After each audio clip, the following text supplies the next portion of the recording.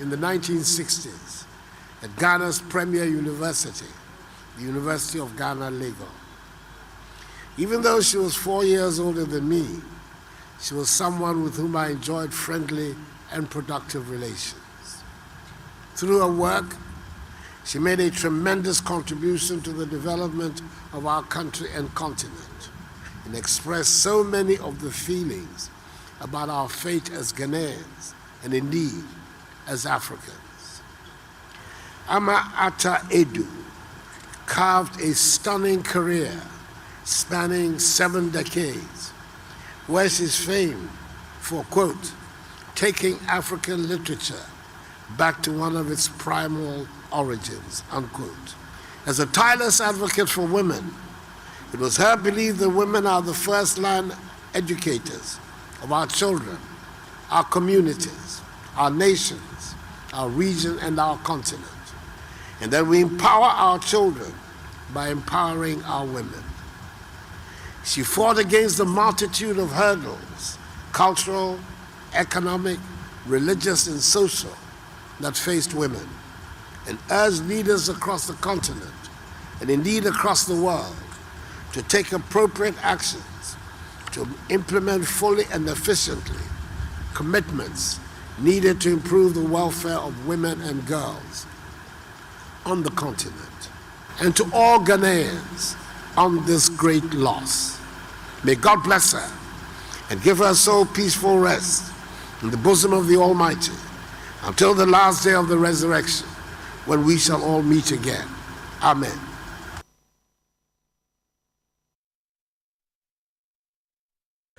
Yeah, to akase bono so Ghana buying any dwumakuo bi a efre no Toronto Asset Management Group eguso edin south so aban pese tema oil refinery to watoma dwumakuo be semfie insia 6 years na dwumakuo no etua $22 million ene de ama oman Ghana na no ene dom kuma ewo mrahye no womo akasa Honorable John Jinapo woko parliament or a ranking member on Mines and Energy Committee openi HSA ebeya abantwentwen so anza abane enyumaku ahodo eninsa so no mu enhu pumasibre ansana wode beba dwumaku na anasa aban beton e de amasa dwumaku na waton e de amano. Unfortunately, the Akufo-Addo-led government has been sleeping on the job and has left the refinery to rot. Having failed to continue with the progress made under Mahama-led administration, they have decided to lease the Tama Oil Refinery to Terenco Asset Management. And if you read the details of the contract, they are supposed to refine just about 8 million barrels. That is woefully inadequate. We believe that that contract is inimical. That contract will not inure to the benefit of the country. That contract will not benefit the ordinary Ghanaian. That contract does not meet value for money.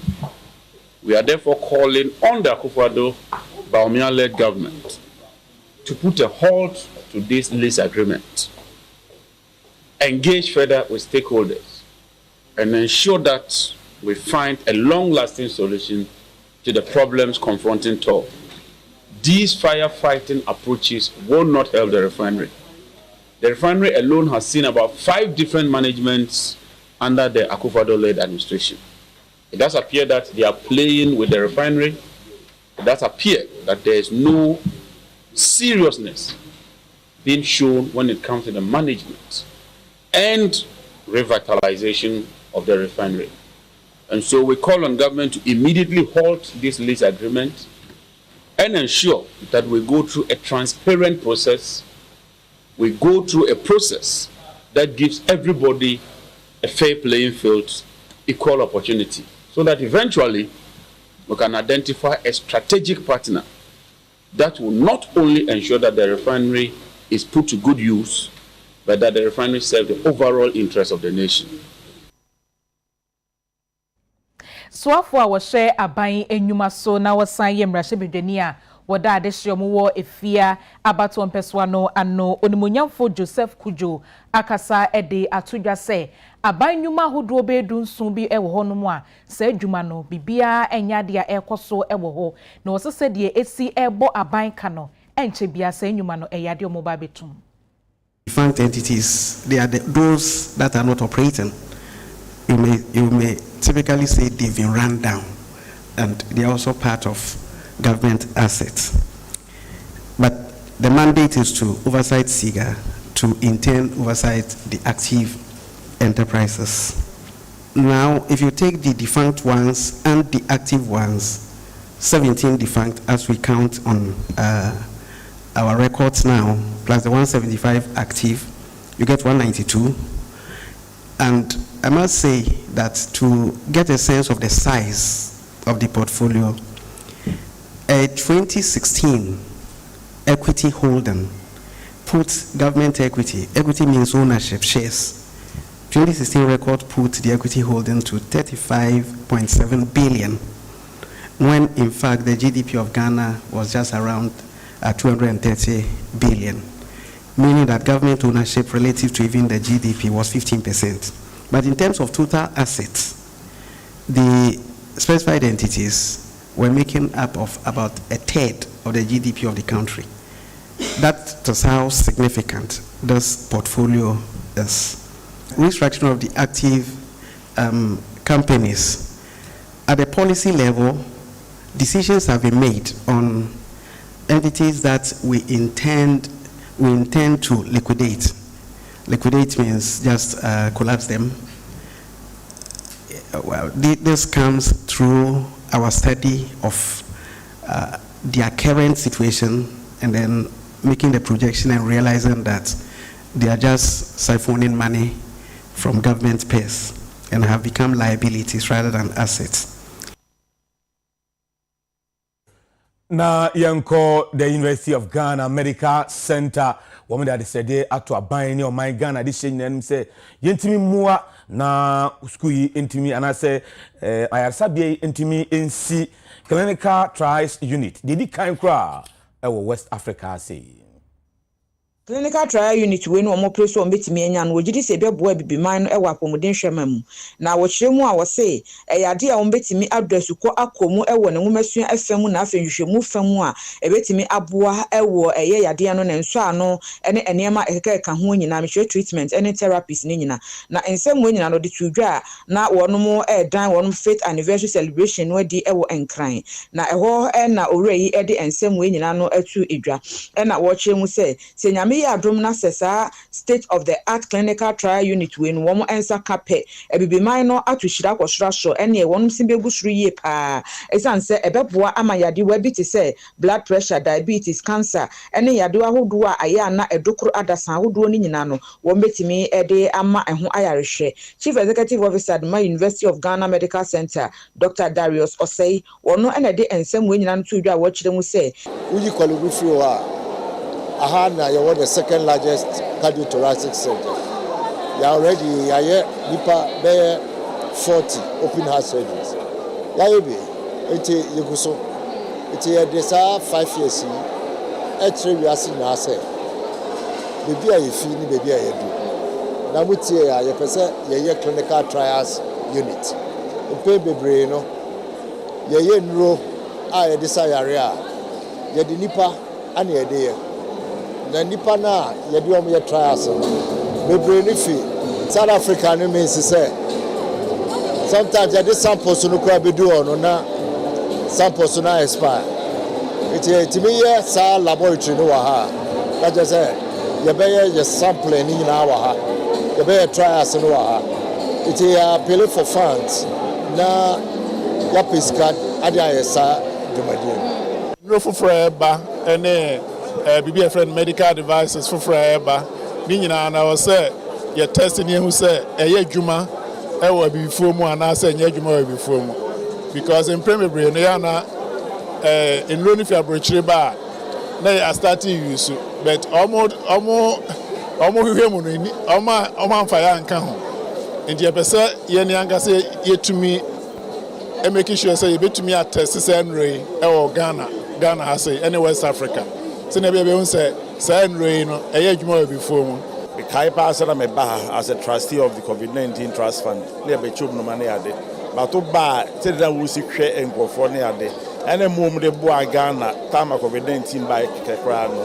Ehia say ye nyina e ka say ye do mase as Ghanaians because omu asom of mine 5 years do mas of mine. Kakra be ka na say yangopo nshiro mu. Omu work staff and medical doctors will be all biana or contribute towards the success of this hospital. Yes, you do massive.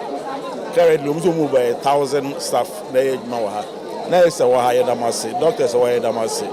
Management, they will be our UGMC biano as a like a say command. No more and Koso, and more modern, Emma Hospital in Kosunidi. Currently, it's one of the biggest hospitals in Ghana. Now, hospital in Kosunidi, no more Koso. En fa ko mapa en hwe Ghana for sa Openya aban eyi no se empanyufo ento ne so aba se de be ya obetimi abaye mensini crach panyi ewo ayawaso central mensini nwene abato no akoso ma ekowiase no assembly fo ni nyina etoma no 100% ehese omo aginatum ne no na enkramantem so afo ni munyafo Henry Crote ekasa ye edefa ho Kani opinion no osi abaya mu ewa ye waso central mensin ne mu wodumunyanfo Mohammed Kwei o tiam se na pomudem nsem enkoye ni sai so nti de bire okura mu no ode ato honom ne no na mampeni for de abato ahyehyɛ so wa ye waso central mensin ne mu ama assembly members ba ko edunsi obeto aba no wo nyina ato aba no ede mu Archibald ko bina se wonsi abaya na mu ewo mpesua no eso enkramantem so afo munyanfo Henry Cote hweye ewo opinion di nsi a obefri ne dwumedi ase na ye gyina so yeda ye papa or no and ye the father of the constituency Sheikh IC Kwe and so as say the fruit dia pa na piano or fruit dia pa emenne na ba no dia no free no eho aba e na so ene ye nyina ye titibi ensem trofo so ye da mo ase kebi ma min kebi se egbusuare 18 tim wo Ghana mam any constituency ya Archibald waba ye ni mwadwuma oye hard working, very committed, very dedicated, very loyal, and you're very humble. He cuts across.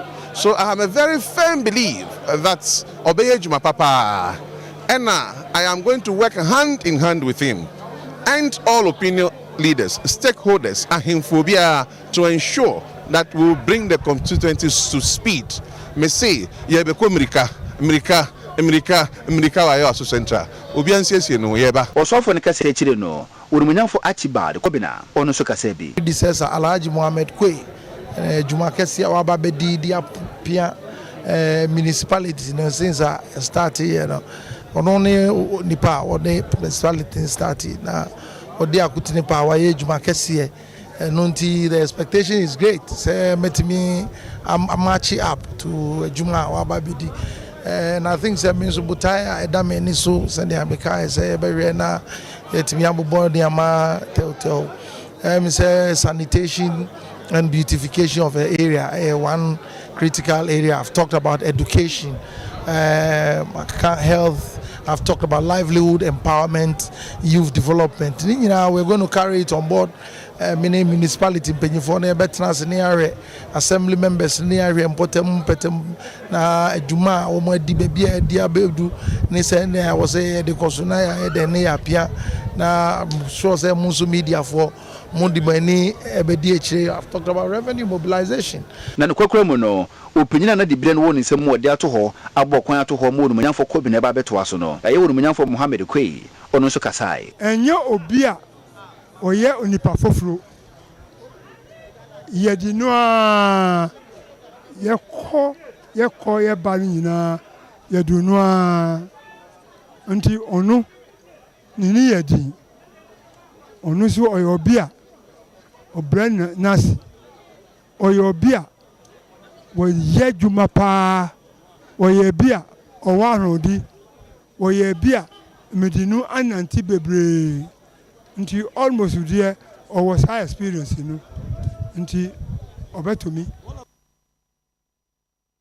Aveyanko Asante Mantem Emwe na Pokalus Studios Electra area ye brono a ewo menhia Nov na de hye wo che se nsuo tutui nsuo to kakra bi a na eyiri form ene wodwapade ti omsra aban se aban moa na ontimi enyi gates ahodo e wompatam ho no Masi krofom ne etie ensusu oto amane a yehu na ha no enya asem keto akrontie se na nado ena no mso mbeye kwan busa se na mo beye gata na ka se gata ne nkam se wono de wo ye kwan ya wonye gata nka ho enti esiro muso mu ye kwan ne dia gata no enam ebe ni nyina omu ni nyina ma ye nesu nya yasomdue ye betra ne nsuo eni ha senkene nsuo wo ha se de mabaye yigina mu ya se be so obi eni ho a obesi ni den asi nsuo abra wonye China ni na de bestre ne se aban no ye ne ye nsuo yete ya no abato no ye tubi moroma kasro nyina no wo maye wo maba ha behunu se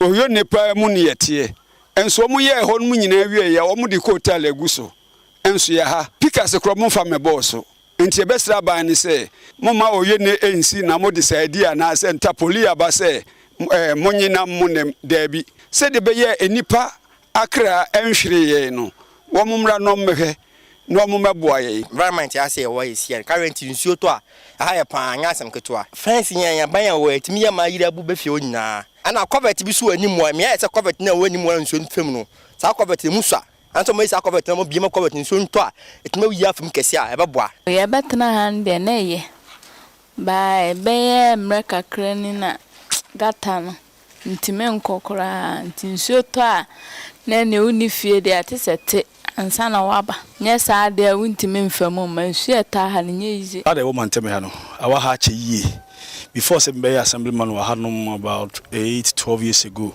na flood wa ha nyame adom so me penso no me tu ho na mo bebre nyame adom so tu ho na mo ano ema aban so te asemase ema ye hyase ene ne no ye hu kotalo crew from proper so fa ho ne ya tama ye gusuro ho na ha ka sa adwuma no ho but me nimide nti a me koye echi a ha kakra gina ha true spirit ese woni street ha yentumi anya mfrasoro ho no because me pension na ye share adwuma na se me nimide nti a ha no mo de ate akam but meka se achia emui ensuo ha ye wa ha yie to da kwa da abonte enti be koso asra aban se o meto aso ma ye ne ye te ha kakra na da roma ye nya aban no so mfaso